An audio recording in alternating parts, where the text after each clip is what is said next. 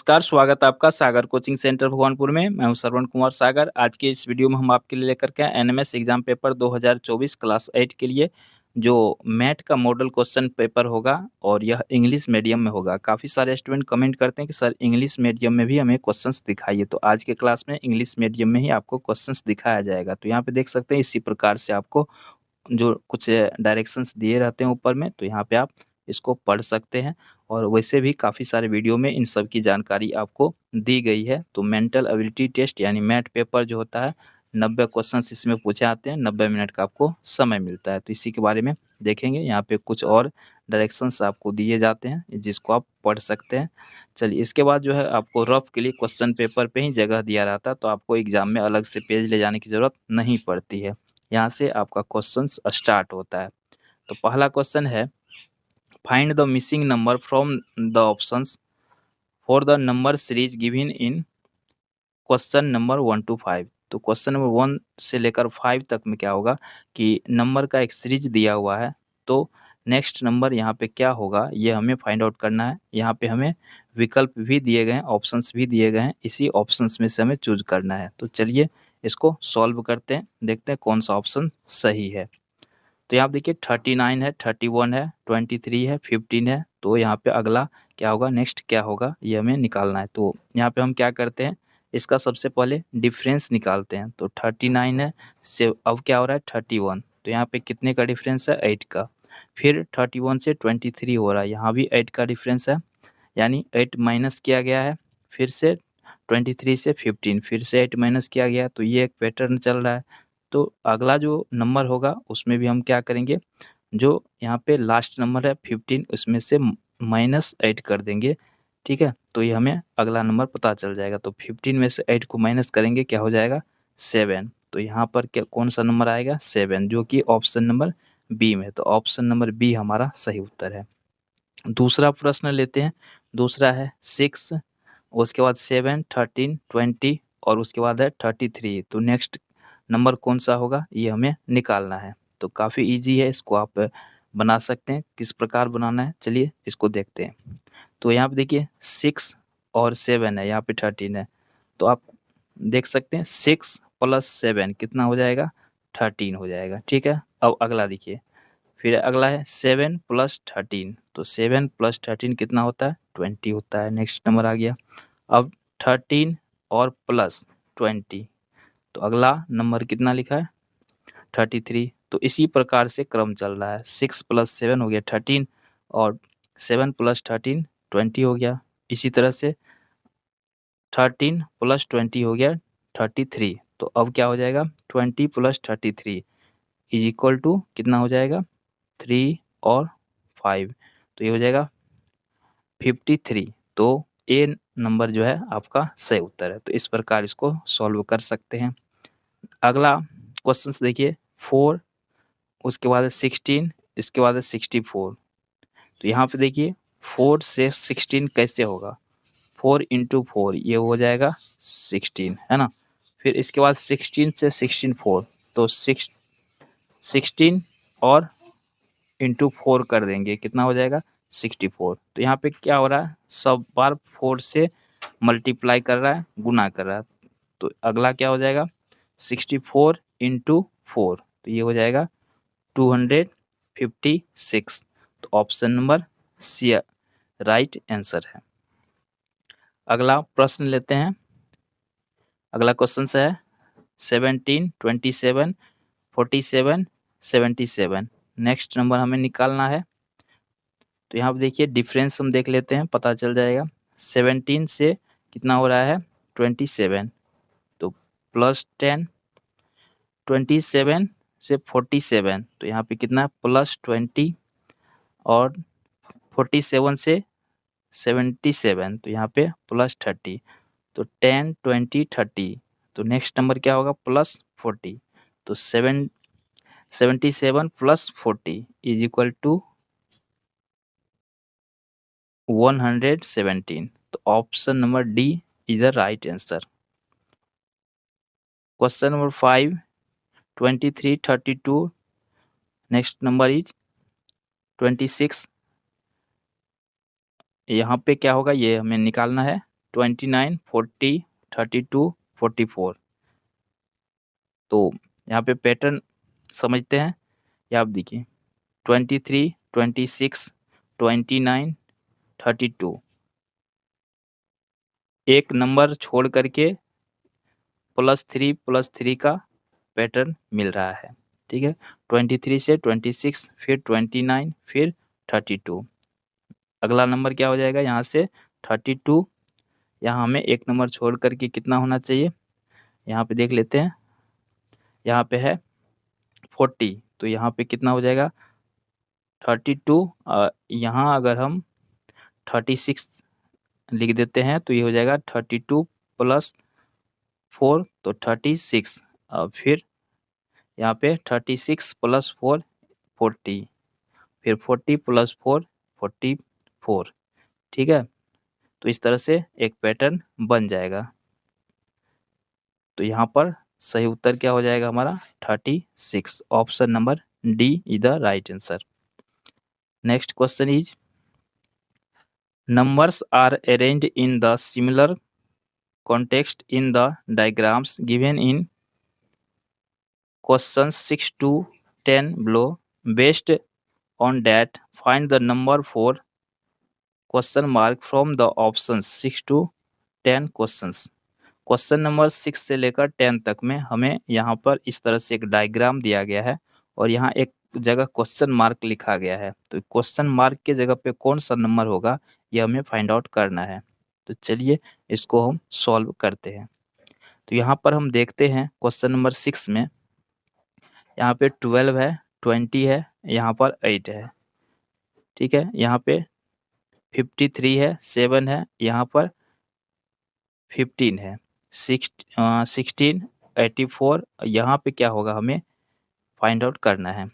तो चलिए देखते हैं यहाँ पे 8 कैसे हुआ, यहाँ पे 15 कैसे हुआ, तो हमें पता चल पाएगा यहाँ पर कौन सा नंबर हम लिखेंगे। तो ध्यान देने वाली बात है कि यहाँ पर 12 और 20, 12 + 20 is equal to 32, divide by 8 is equal to 4। इसी तरह से 53 + 7 डिवाइड बाय 15, तो 53 + 7 is equal to 60, divide by 15 is equal to 4।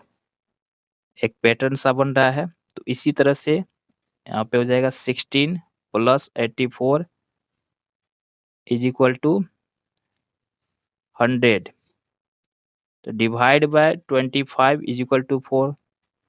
ठीक है, तो इसीलिए option number B is the right answer.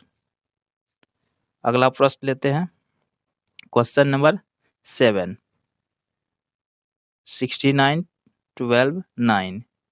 ठीक है, यहाँ पे हमें ज्ञात करना है कि यहाँ पे 9 कैसे आ रहा है, तो हमें पता चल जाएगा कि यहाँ पे कौन सा नंबर आएगा। तो यहाँ पर हम देखते हैं 69 + 12 is equal to 81, divide by 9 is equal to 9। यहाँ पे 42 + 12 डिवाइड बाय 6, तो ये हो जाएगा 42 + 12 54/9, तो ये कट जाएगा 6, यानी कि ये इससे विभाजित है।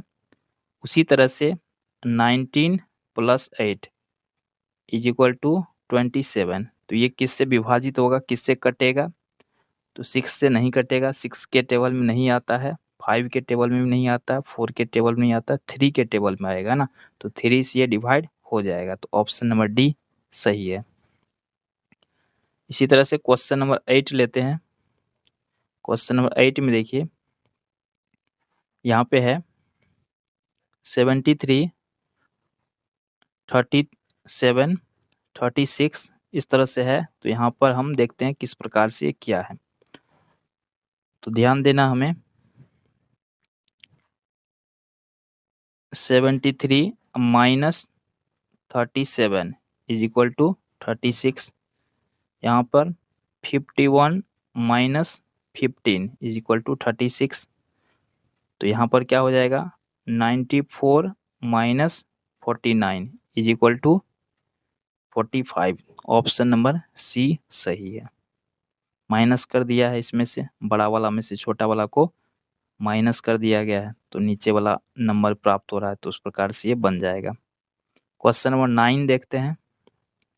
यहाँ पर क्या किया है, यहाँ 9 है, इधर इधर 2 है, इधर 9 है। तो अगर इसको मल्टीप्लाई करते हैं 9 और 2 को तो कितना होता है 18।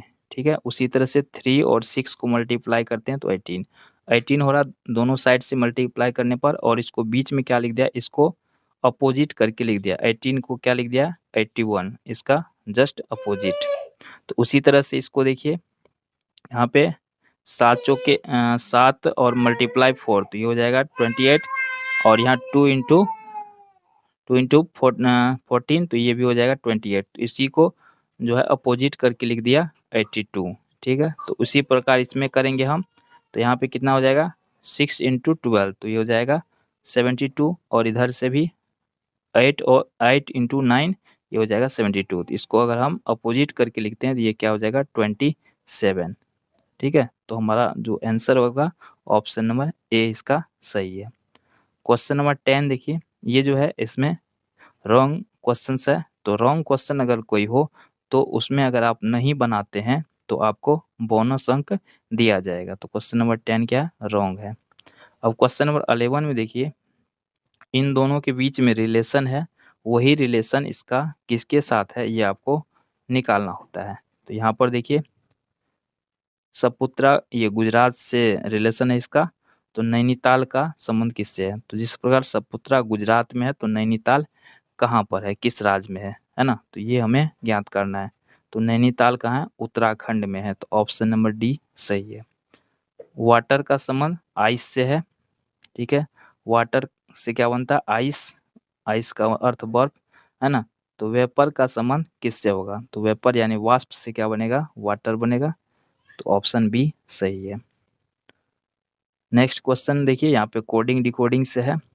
If swan is written as 6215 and since written as 64,564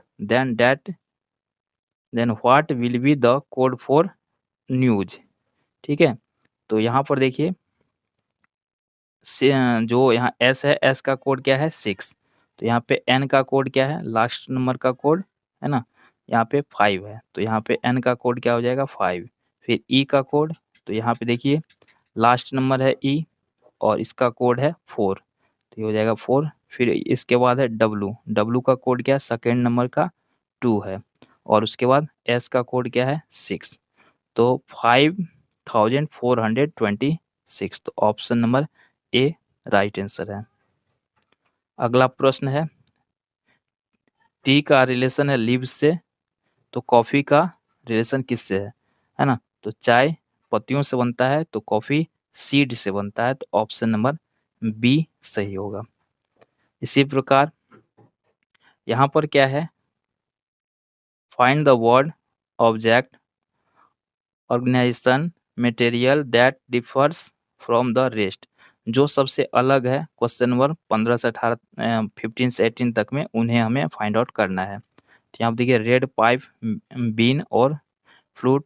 और तो ये इसमें क्या होता है तंबूरा है ना। तो यहाँ पे ये तंबूरा ये ड्रम टाइप का होता है, इसको जो पीट के बजाया जाता है, बाकी सबको मुंह से फूंक करके बजाते हैं ना। तो ये तंबूरा क्या होगा सबसे अलग होगा तंबूरा। ठीक है, तो ऑप्शन नंबर डी सही है। इस तरह से hectares, acres, square metres, kilometres, तो इसमें सबसे डिफरेंस क्या है किलोमीटर। लेंथ है square, length plus wide 1/2 base into height 4 into length. तो ये सभी क्या क्षेत्रफल एरिया का ये सब फॉर्मूला है एरिया का है ना। ये हो गया आपको स्क्वायर का, ये हो गया आयत का, और इसके बाद ये हो गया ट्रायंगल त्रिभुज का है ना। ये जो है ये हो गया पेरीमीटर, ये परिमाप का है ना। बाकी सभी क्षेत्रफल का है। तो ये ऑप्शन नंबर डी सही हो जाएगा इसका। क्वेश्चन नंबर 18 में देखिए, क्वेश्चन नंबर 18 में कौन सा सही हो जाएगा? ऑप्शन बी सही होगा, अस्कर्वी। क्वेश्चन नंबर 19 में कौन सा सही हो जाएगा? ऑप्शन नंबर सी सही होगा। क्वेश्चन नंबर 20 में देखिए, यहाँ पे हो जाएगा आपको ऑप्शन नंबर डी सही है।